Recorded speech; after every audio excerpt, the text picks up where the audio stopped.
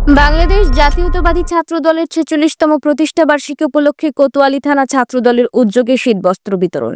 তথ্য ও ভিডিও চিত্রে মোহাম্মদ শফিউল আজম রুবেল।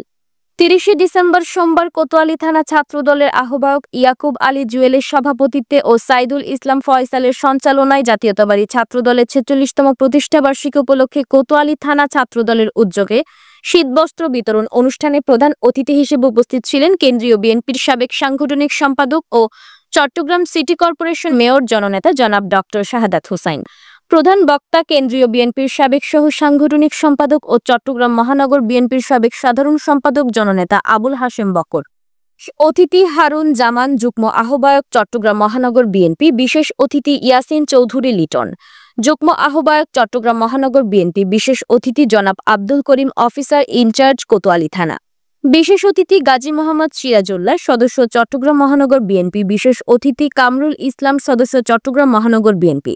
বিশেষ অতিথি ইসমাইল বালী, সদস্য চট্টগ্রাম মহানগর বিএনপি। বিশেষ অতিথি কোতোয়ালী থানা বিএনপির সাবেক সভাপতি মঞ্জুর আলম চৌধুরী সহ আরও অনেকেই।